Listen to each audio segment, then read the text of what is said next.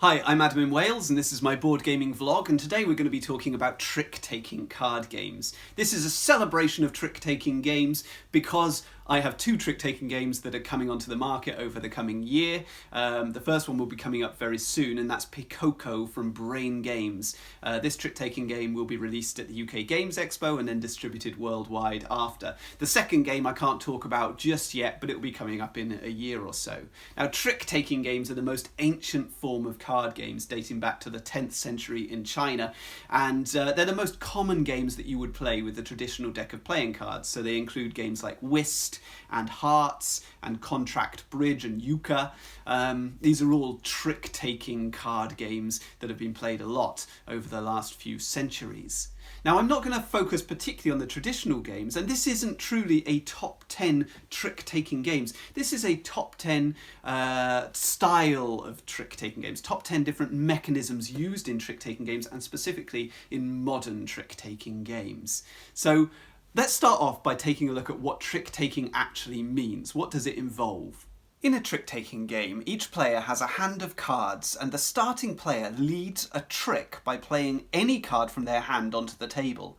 Then each player in turn plays a card from their hand. If possible, each subsequent player must play a card matching the suit of the starting player's card. This is called following suit. If a player is unable to follow suit because they have no such cards in their hand, then they can play any card. Many trick-taking games feature a suit which is more powerful than all the others. This is called the trump suit. When all players have played a card, then the trick is complete, and the player who played the highest ranked card in the led suit, i.e. the suit matching that of the starting player's card, usually wins the trick. However, if a trump card has been played into the trick, then the player who played the highest rank trump would win instead. The cards from the trick are collected by the winning player, and this is called taking a trick. All games differ in how the players win points from their tricks. Now, most games are going to follow that same formula of following suit and using trumps and the trick winner taking all the cards from the trick, but there are different types. The first type is plain trick taking. This is where every trick that you take will generate 1 point or will be of importance based on how many tricks that you've taken, not based on the ranks that are involved within that trick. Now, this is fairly uncommon in modern trick taking games. You tend to see it more in traditional trick taking games, but it's actually the way that my game Pikoko works. Let's have a look at Stich-meister. Now, as a side note, Stich is the German word for trick. So you see this in quite a lot of trick-taking titles. And Stich also means a prick or a sting. So in Stich-meister we see all this artwork of needles and quills from a porcupine or a hedgehog, I guess, on the artwork. That's besides the point. Let's look at the way the game works. Stich-meister plays like a regular trick-taking game, except that players don't need to follow suit. Each player can play any card from their hand at any time. And any card which is not a card of the led suit, so any time that a player is playing a card which doesn't match the starting player's card, then that card counts as a trump unless it's a 0. At the start of each round, every player is going to choose one suit which they're going to call their misery colour, and this is going to be displayed to all the other players. After all cards have been played from the player's hands, then each player scores 1 point for every card they've taken from the tricks. However, each card of the misery colour scores the minus points instead, and the number of minus points is determined by the rank of the card. After 5 complete rounds, the highest scorer wins. Now, you'll notice in Stich-meister that you don't actually have to follow suit in this game, and that's true of the earliest trick-taking games. Up until about the 15th century, there was no concept of following suit, and it was around the 15th century that trumps were introduced as well. Now, most of the time when you're playing Stich-meister, it only matters how many tricks you take, not the actual value of the cards within them, unless you're playing in your misery colour. Then it becomes a point trick-taking game, and that's our second category. Point trick-taking games are games where the actual specific rank of the card matters in terms of scoring. So let's have a look at Black Spy by Alan Moon. Black Spy is a fairly traditional trick-taking game. It plays according to standard trick-taking rules, apart from it doesn't have trump suits in it. However, there is something special about the black suit. These cards are cards that you don't want to take. If you take black cards from a trick, then they are going to score you points. And in this game, the lowest scoring player at game end wins the game. The black spy cards are the most dangerous of all. These ones, which are ranked 7, right in the middle of the pack, they score 10 points each. But spies of other colours each lose a player 5 points. This game features a scoring bonus, where a player who plays particularly dangerously and ends up collecting all 16 of the black cards actually ends up scoring 0 points, while all the other players take the penalty and score 60 points. This sort of bonus for risky play features in many trick-taking games. It's commonly called shooting the moon. Now, Black Spy is a point trick-taking game similar to Hearts or Pinochle or Briscola, those traditional sort of games. But like Hearts and like Stich-meister that we saw before, this is also an evasion trick-taking game, which is our third category of trick-taking games. In evasion trick-taking games, sometimes you don't want to win tricks. Sometimes winning tricks can be bad because it's going to score you negative points. Let's look at another example, Fünf Gurken from Freedom and Fries.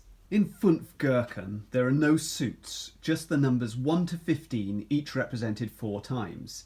The starting player can play any card from their hand, and then each subsequent player must either play a matching or higher numbered card, or they can play the lowest card from their hand. The player who wins the trick by playing the highest card then leads the next trick. And the only trick which matters for scoring is the 7th and final trick of the round. The player who wins this trick must take the number of cucumbers indicated on their winning card. And when a player has collected 5 cucumbers after 2, 3, 4 rounds, then they're eliminated from the game. The game is won by the final player remaining. Fünf Gurken is based on a traditional trick-taking game called called Cucumber. Cucumber, I think, is it's very popular in Scandinavia, and this is a small class of trick-taking games called final trick games. So in final trick games, it's only the final trick of the round that actually matters with regards to scoring. And in many of these games, you want to win that final trick of the round. In Fünf Gurken, you don't want to win that final trick of the round because it's going to score you negative points. Let's have a look at another evasion game, this one called The Bottle Imp. It's been recently re-released. The Bottle Imp is a trick-taking game with no trump suit. The twist in this game is that the highest played card does not always win the trick. In fact, the player with the highest card, which is less than the current price of the Bottle Imp, wins the trick, and they also win the Bottle Imp itself, which they don't want. The bottle is then placed onto that winning card, and that indicates its new price. At the end of each round, players count up the victory points on the cards that they've won, but the player that owns the Bottle Imp at the end of the round doesn't score their own collected cards. Instead, they take penalty points from a small collection of cards called the Imp's Trick. These cards were discarded by all players at the start of the round. And after several rounds, the player with the most positive points wins the game. So the Bottle Imp and particularly Fünf Gurken are quite light games. I think you should know that going in. Fünf Gurken in particular is very, very chaotic and quite dependent on luck. A lot of players say that there really is no skill in this at all. I would slightly dispute that. I think there's a degree of skill, but you're going into something very, very simple, very, very light. And this can be the problem with trick-taking as a mechanism, is it's very dependent on what you're dealt, what your hand of cards is, as to whether you're going to do well or not. And the way that many trick-taking games solve this problem to make them more strategic is that they introduce bidding. So at the start of the round, you predict how you're going to get on, how many tricks you're going to achieve, what cards you're going to win, what colours they're going to be in. So this is called contract trick-taking, and it includes games like bridge. In Pikoko, each player has their own cards fanned out in front of them to represent a peacock's feathers. Hence a player can see all of the cards in the round except for their own. Players bid on how many tricks they think each peacock around the table will win. Normal trick-taking rules apply, except that when it comes to your turn to play a card, that card is actually selected by the player on your right. A further twist is that some cards are multicoloured, representing 3 different suits.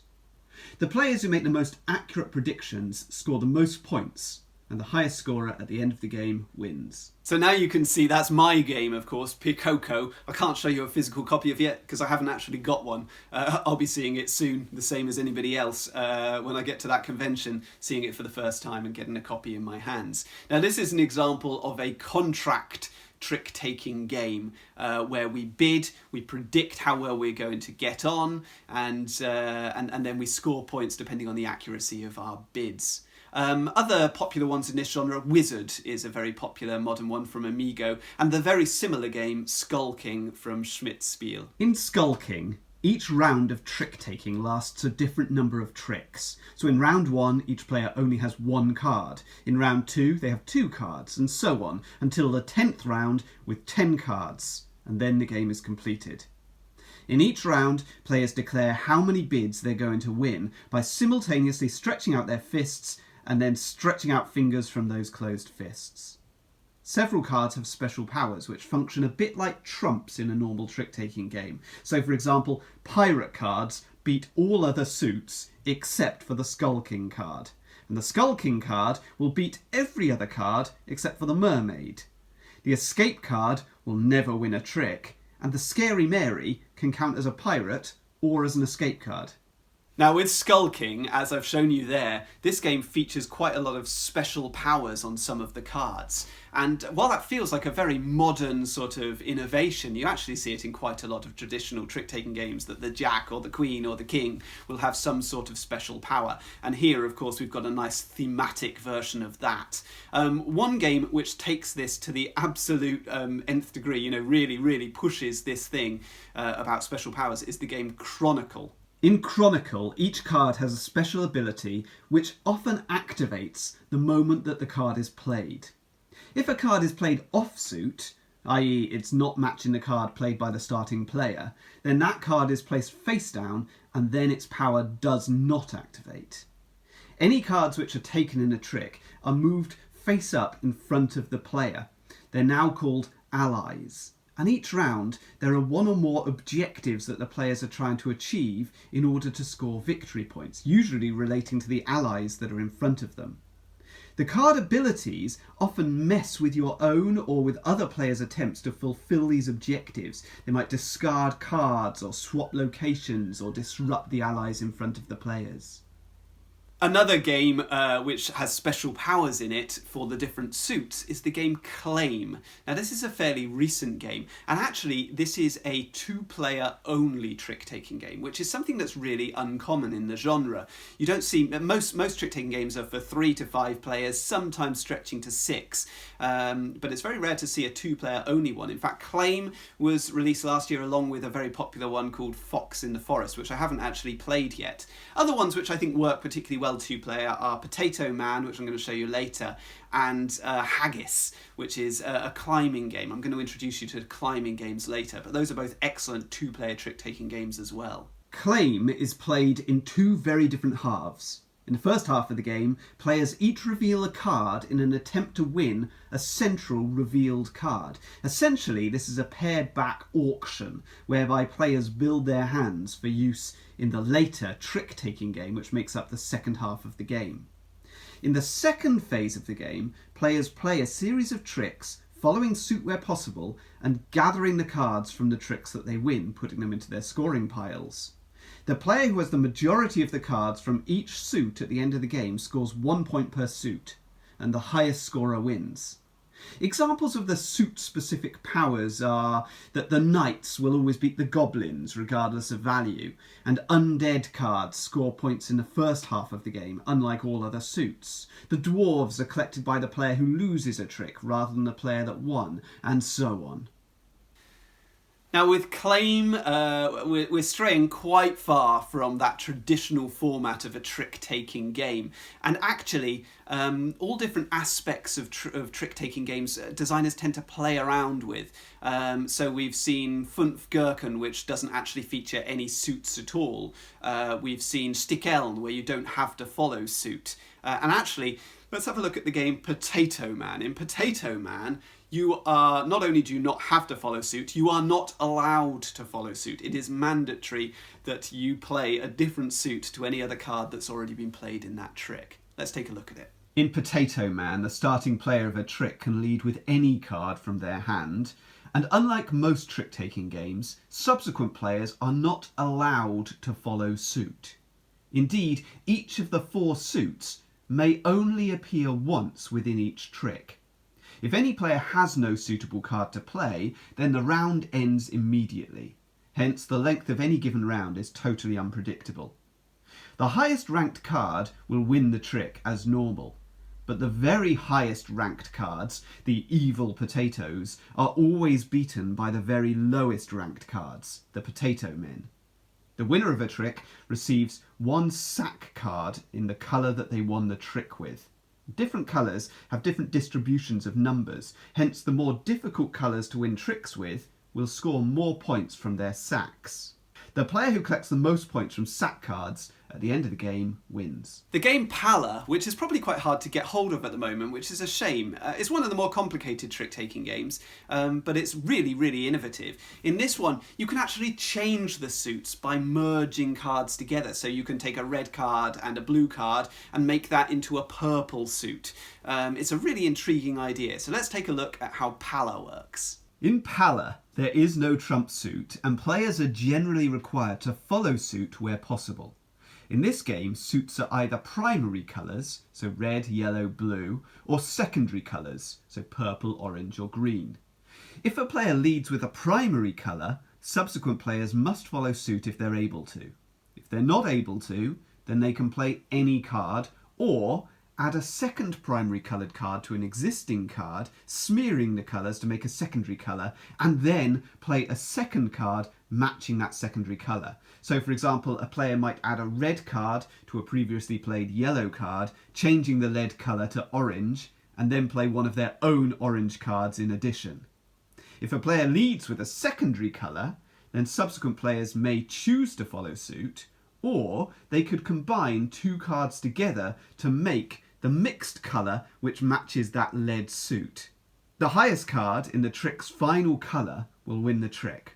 And there's a system of bidding at the start of the game, and players can choose to either aim to win tricks, as in many contract games, or in a different version of the game, they might aim to lose tricks, as in Evasion Games. The game Diamonds experiments with when you're playing off-suit. So what happens if you can't follow the lead suit? Well, then you can play any card, but additionally you're going to get some sort of special action as a result. And the whole scoring system is based around when you play those off-suit cards and the actions that you take. In Diamonds, players are required to follow suit as usual, and there are no trump suits in this game. When a player can't follow suit, then they can play any card, and they actually receive an action dependent on the suit of the card that they've played. If they played Diamonds, then they would take a diamond token from the supply and they would put it safely into their vault where it can't be stolen. If they played a heart card, then they would take a diamond token from the supply, but they would only get to place it in front of them, not safely in their vault. If they played a spade, then they can move a diamond token from in front of them and put it into their vault. And if they played a club, then they can steal a diamond from in front of another player. The winner of a trick also gets to take a suit action, matching the suit which originally led that particular trick. And after 10 rounds of play, the player with the most diamond tokens wins, and tokens in a player's vault score double points. Schafer Schoten plays with the idea of giving the players a little bit more information than they would normally have. So in this game, you can see the card backs of all the other players, and that will demonstrate each card back is coloured to show you the colour of the card front, although you can't see the ranks of the cards. So you've got a little bit more information on which to make your predictions and on how to play the other players, how to drag cards out of their hand and force them to then play offsuit or prevent them from doing so. Schafer Schoten has a system of ranking trumps whereby colour and number cards are shuffled and laid out at the start of each round. The colours closest to the left trump the colours to their right, and the super trumps, i.e. the cards which have the number and colour indicated, trump all other cards in the game. Schafer Schoten is a contract game, and before each round players predict which card colour they will take the most cards in, and which card colour they will take the fewest cards in. Scoring is based on the accuracy of these predictions. Trick-taking works in the usual way, following suit where possible, but in this game, players can tell what colour cards other players have in their hands by looking at the card backs. The winner of each trick takes all the cards in the trick, plus one bonus card of their choice from the supply. After several rounds, the highest scorer wins. The game David and Goliath plays with what happens when you collect a trick. So in this game, one player doesn't just take everything from the trick, but the trick is broken up and the cards distributed among the players with this clever scoring mechanism. David and Goliath is a simple trick-taking game with no trumps and where players are required to follow suit where possible. The twist is what happens when you take a trick. Unlike most trick-taking games, the player of the highest card does not take all of the cards in the trick. Instead, the player of the lowest card first takes the highest card. And then the player of the highest card takes all the other cards in the trick. The scoring is based on the face value of each card collected throughout the round. But if a player collects more than 2 cards of one particular colour, then all cards in that colour score only 1 point instead of their face value. And to close this category of more experimental trick-taking games, some games have a sort of make-your-own-rules variant in them. So we have games like Niet and On the Cards and The Dwarf King, where the rules are variable depending on the cards that the players play. And so you can actually create... each round will play very differently. The rules will be different, the scoring will be different. Let's take a look at Stich-meister, which is from the designer Friedemann Fries, who is known for these sort of audacious experimental projects. It's a bit like a trick-taking version of his massive board game 504, a sort of little workshop of how to create rules for a trick-taking game. Stich-meister uses standard trick-taking rules, following suit, trumps, highest card wins, etc. But for each round, the rules of play and the scoring are altered by the players. Each player has 3 rule cards in hand at the start of any particular round, and they allocate one of these to that round. And these determine the ranking of the trumps, or some aspect of gameplay, or the scoring of the round. After several rounds of play, the highest scoring player wins. You'll see that my own game, Pikoko, that we looked at earlier, actually twists just one aspect of trick-taking. So it stems from a single idea, really. What would happen if we played a trick-taking game where we couldn't see our own cards? And this is how I think a lot of people design trick-taking games. Just make 1 or 2 minor tweaks and the whole experience is changed. Some trick-taking games use that sort of trick-taking formula to drive a different sort of game. Often these games require you to play tricks, and then the order of your sort of ranking within that trick will determine the selection of cards that you're then going to use in set collection or something like that. I mean, examples are the games Honshu and Paimal Flaumen. Really, here the trick-taking works like a form of card draft. And I've seen quite a few reviewers actually say they don't think these should be considered trick-taking games at all. I disagree. Going back to the sort of 10th century games, as I said before, these games didn't feature following suit, they didn't feature trumps, and things like Paimal Flaumen and Honshu really hark back to that earlier form of trick-taking, but with a real modern twist on it. So let's have a look at those games. Paimal Flaumen is a trick-taking game in so much as the playing cards are ranked. In each trick, a single card is played by each player, and the highest card played gets the greatest benefit and leads the next trick. But it differs from other trick-taking games in that there's no obligation to follow suit, there are no trumps, and the cards from a trick are distributed among all players, not all going to the one player. On a player's turn, they play a fruit card. If they have any, then they can add 1 or more pie cards to increase its value. And the great thing about adding the number pi is that it's not a whole number, so it prevents ties between the players. When everyone has played a card, then the player of the highest card gets first choice of the cards from this trick to add to their own display. Then the second highest player chooses, and so on until all cards are distributed. The player of the lowest card receives a plum card from a separate deck in addition to a card from the trick. This order also dictates the order of play for the next trick, with the player of the highest card leading. Players are attempting to build sets or melds of fruits, sometimes all matching fruits, sometimes all different fruits, which will score them victory points later in the game. Several cards have special powers, awarding a player pie cards or stealing cards from other players, or giving the player a watchdog to protect their fruits from theft by another player. Honshu is a trick-taking game without suits or trumps, where each player plays a single card on their turn, and like Pie-Malb Flaumen, these cards are then distributed among the players, with the player of the highest card getting first pick, and so on. The order of ranking also dictates the order of play for the next trick. And there's a mechanism whereby players can boost the value of the card they've played, this time by adding a resource cube.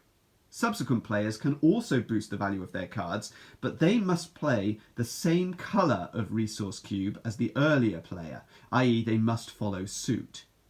The set collection aspect of Honshu is where the game comes alive, as players use their cards to build a city, always overlapping at least one square of a previous card. And areas of forest, town and lakes all score differently at the end of the game. Production squares produce resources for use in later tricks, and unused resources can be scored at the end of the game by moving them onto matching factories. So since the trick-taking games first arose in the 10th century in China, they've evolved in a very different way throughout Asia than they've evolved throughout Europe. So in Europe, there was the introduction of trumps and following suit around the 15th century. In the 17th century, we get the introduction of bidding and contract games. Meanwhile, in Asia, the trick-taking games evolved into a sort of subset of trick-taking games called climbing games. In a climbing game, the aim is not to win a trick and then score points from that trick, but the aim is to be the first to get rid of all your cards. So let's have a look at a recent climbing game, a very good one, called Ladder 29. In Ladder 29, each player has a hand of 13 cards, and throughout each round, they will be racing to get rid of all the cards in their hand as quickly as possible, scoring maximum points for running out of cards first, second, and so on. On a player's turn, they can lead with any single card, or with a pair of matching cards, or a triple, or 4 of a kind, or a run of 3 or more cards in sequential order. Sets like this are called melds in trick-taking games. Each subsequent player must play a higher ranked meld of cards of the equivalent type to the starting player. For example, following a pair with a higher pair. Alternatively, a player may pass. After all players have had an opportunity to play, then the starting player may play again, and the trick continues until all but one player has passed. The last remaining player then leads a new trick. The round ends when only one player remains with cards in their hand. There are several special cards in this game. So the Chief and Lieutenant, who are the highest ranked cards, but they can only be played alone as single cards. Not in pairs, not in triples, not in sets or melds of any kind. The Rookie is low ranking when played alone, but it's very high ranking when you play a pair of rookies. The Dalmatian functions as a wild card when it's used within a pair. There are also limitations on players' abilities, which are chosen by the players at the start of each round. And generally, the more severe the limitation that you select, the greater the point-scoring opportunities are awarded to you later in the game. Another example of a climbing game is Haggis, which is a 2 or 3 player climbing game, which is really fairly traditional. It looks very similar to a traditional card game, and actually it has something very similar to trumps in it. It has bombs, where you can put together a particular combination of cards and then play that to end the trick immediately and then continue from there. So that's a slight sort of similarity to the other type of trick-taking games that use trumps. The most famous and popular example is the 4-player game Tichu, which is played in 2 teams of 2. So it's a partnership game. And you see that in quite a lot of traditional trick-taking games as well, so things like bridge.